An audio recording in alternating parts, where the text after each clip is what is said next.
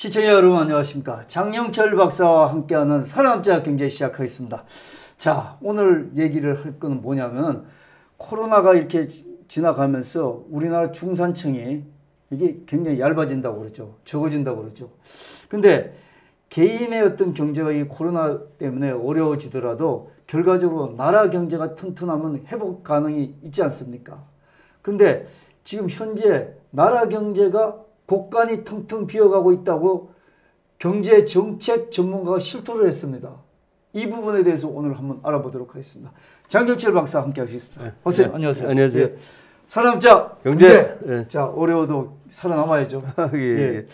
자, 장 박사님 먼저 그러면 한번 보시겠습니다. 화면을 보시겠는데 혹시 홍두삼이라는 얘기 들어보셨습니까? 홍두삼이? 용두삼이는 들어봤어도 홍두삼. 박사님과 관계가 있습니다. 한번 그럼 화면부터 보시죠. 네네. 자, 화면 보겠습니다. 네. 예, 의원님은 뭐 지금 쌓아놓으셨다 그러는데 제가 웬 비어가고 있습니다.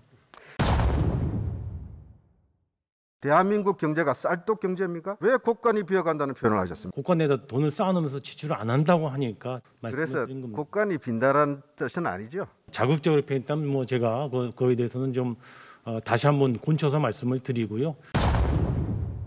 예, 박사님. 이게 홍남기 부총리 얘기입니다. 네. 예, 장영철 박사님하고 같이 근무하고 책상도 같이 마주 놓고 있었던 그런 분인데 아니 장 박사님하고 이분하고 영 모든 게 틀려요. 아니 근데 같이 공무원 출신인데 뭐. 예, 예, 아니 그래도 이분은 이 지금 봐서 홍두삼이라는 뜻을 아시겠잖아요. 네. 예. 오늘 소신껏 얘기했다가 금방 내일 철회하고 이래서 홍두삼이 홍백기 이런다고 그럽니다. 근데 사실은 참 이런 분들이 이 어려운 시기에 정말로 소신껏 있어야 되는데 자기 자리는 유지할지 몰라도 참 제가 보기에는 뭐 가까우신 분이라지만 좀 그렇습니다. 예. 자, 예. 장 선생님 그건 그렇고요. 자, 오늘 얘기 중에 나라 곳간이 텅텅 비어간다는데 지금 어떤 상황입니까? 지금 이제 이 발단이 된 게 내년도 예산안이 이제 발표가 됐는데 지난주에 발표됐죠. 그런데 그 예산안에서 보니까 역시 뭐 지출은 수입보다 여전히 많고 우리 그 예산이 지금 2019년부터 이제 수입보다 지출이 더 많은 상태로 갔고 그다음에 2022년 예산안에 여기 보시는 것처럼 604조. 근데 사실은 올해 그 추경에서 올라간 예산으로 보면 거의 비슷해요. 근데 이제 원래 올해 본 예산으로 보면은 이제 8.3%는 이제 올라간 건데. 근데 이제 더 중요한 건 뭐냐면 드디어 국가 채무가 1,000조를 돌파하는 해가 됐다. 그러니까요. 근데 이게 이제 상당히 관심을 끄는 그런 예산안이 됐는데. 근데 최근 이제 홍 부총리가 국회 예결에 가서 이제 왜 돈을 아까 그 동영상 보셨듯이 왜 곳간에 돈을 쌓아놓고 돈을 안 쓰느냐 하는 철없는 국회의원들이 다 있더라고. 아 곳간이 텅 비어 그래서 이제 할 수 없이 아 곳간이 텅 비었어요. 이렇게 얘기한 거잖아. 아 지네들이 쓰자 그래서 썼더니 아니 원래 예산을 담당하는 장관은 곳간을 잘 지켜야 되는 거거든. 근데 무슨 곳간 비었습니다. 낱말하듯이 그 예산 운영을 책임진 사람이 낱말하듯이 얘기를 한 거잖아요. 곳간 비었네요.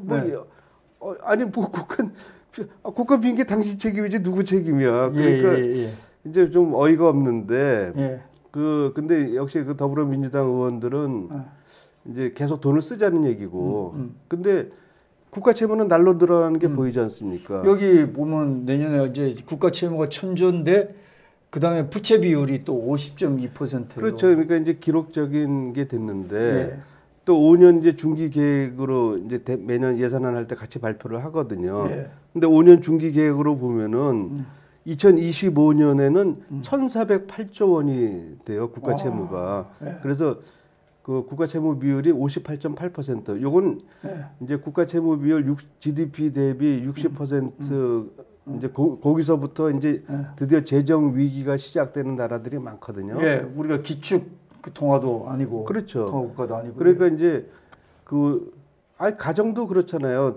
수입은 줄어들고 예. 지출은 늘고 하면은 당연히 빚이 늘어나면 예. 나중에 빚을 감당을 못해서 예. 파산하듯이 예. 기업도 그렇고 국가도 마찬가지거든요. 예. 근데 이제 그리스 같은 나라가 이제 GDP 대비 60% 수준의 국가 채무가 됐을 때 이제 재정 위기가 닥쳤거든요. 예, 예. 근데 그 하는 짓이 우리하고 비슷해요. 공무원도 그 대거 이제 늘려갖고 거기도 이제 일자리를 창출을 못하니까 그러니까 이제 공무원을 대거 늘리니까 그 그리스 공무원들은 2시면 퇴근한다는 거 아니에요. 네. 더 이상 할 일이 없으니까 네. 그런 정도로 공무원들을 많이 고용했는데 우리도 현 정권에서 10만 명을 더 늘리니까 지금 연금 적자가 매년 7조 원이 생긴다는 거잖아요.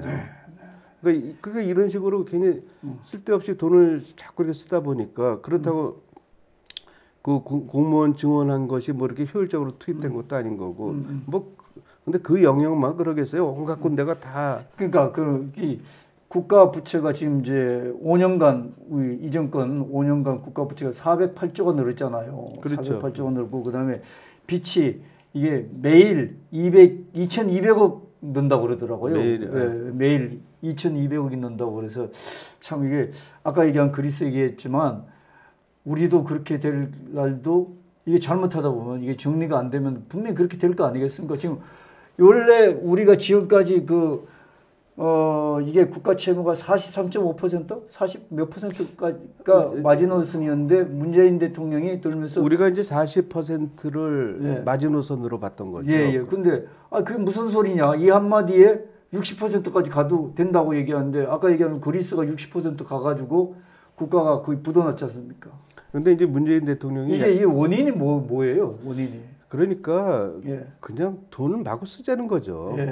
근데 돈을 쓰는 게 그냥 뭐 일자리 예산 한다고 그 경제 정책이 잘못되면서 일자리가 대거 줄었거든요. 뭐 말도 안 되는 소득주도 성장 정책에다가 시장에 대한 엄청난 규제. 근데 기업들은 두 발 다 들었어요. 이제 더 이상 못 하겠다고.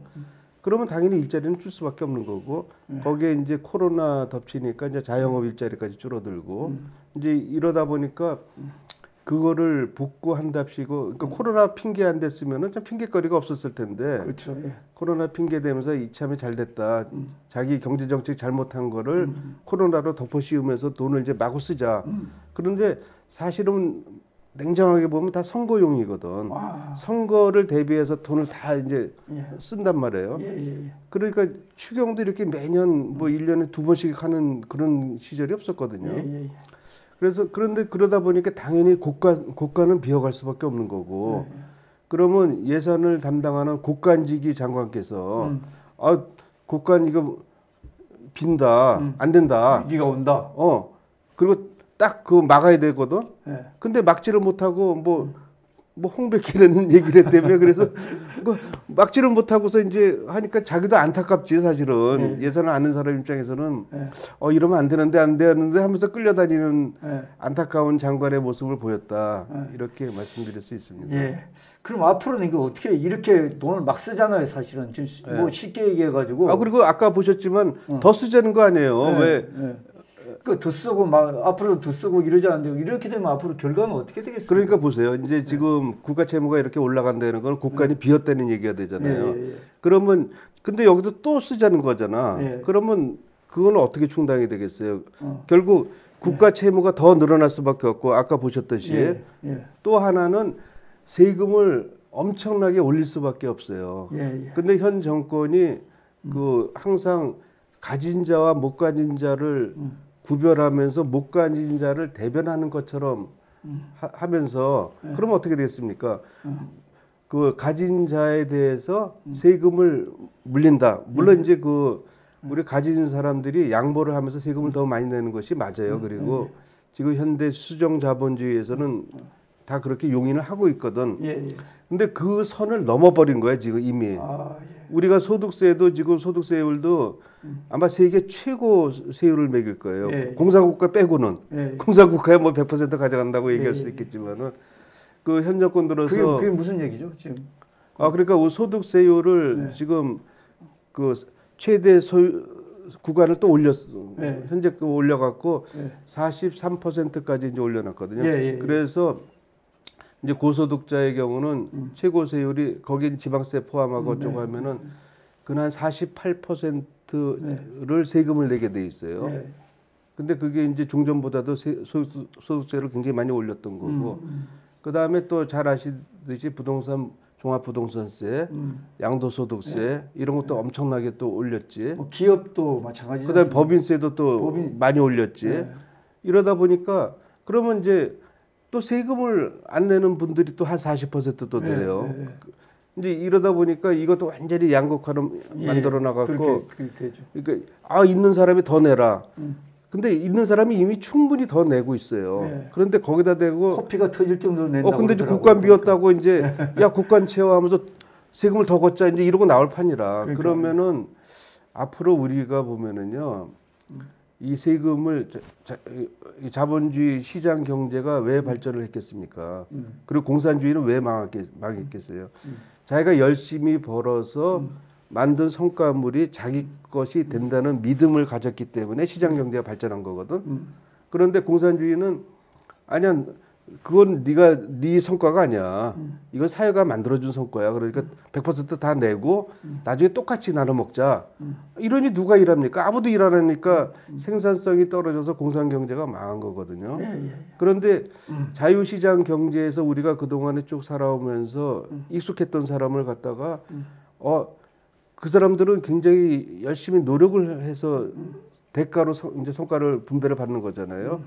그리고 야 없는 사람도 좀 도와줘야 되지 않겠느니. 그러니까 그렇죠. 그럼 제가 조금 속은 쓰라렸겠지만 그래도 조금 이렇게 할 수 있도록 누진세율도 감당을 해주고 이랬는데 현 정권 들어서는 이거를 마구마구 올리면서 이러다 보면은 내가 열심히 일해도 나한테 남는 게 별로 없겠네. 내가 뭐 굳이 노력할 필요가 없겠네. 그렇죠. 하는 분위기로 몰아가고 있는 상황이니까 이런 상황에서 우리 경제의 앞날이 되게 불투명해졌다.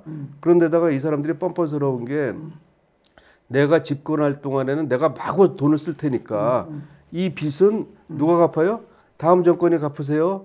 또 우리 젊은 세대들이 갚으세요. 이렇게 얘기를 하고 있거든. 그러니까 젊은 세대 입장에서는 황당한 거지. 그래서 요새 그런 얘기도 나와요. 현 정권이 이렇게 돈을 마구 쓰려면 앞으로 젊은 세대 동의를 받아라. 너무 국회도 무용지물이고 이러니까 젊은 세대들이 화가 난 거거든요. 동의를 받아라. 그거 좋은 아이디어네. 그거 우리가 결국 우리 보고 갚으려면 그럼 우리는 구경도 못한 거를 왜 우리가 갚느냐. 그렇죠. 만약에 이런 식으로 분별 없이 계속 지출을 늘려고 국가 채무를 늘리잖아요. 나중에 세대 갈등이 벌어집니다. 그래서 현 정권은 우리 경제에 그야말로 암적인 존재로 된 그 심판을 받을 수밖에 없는데 그 선봉에 우리 후배가 딱 홍남기 부총리가 이때는 게 참 저는 안타깝고 그래서 제가 이 방송에서 몇 번 빨리 탈출하는 게 좋겠다. 그렇게 완곡하게 말씀하셨죠. 말씀했는데 지금은 진짜 탈출하지 않으면 같이 침몰할 수밖에 없는 안타까운 상황 아닌가 이런 걱정이 됩니다.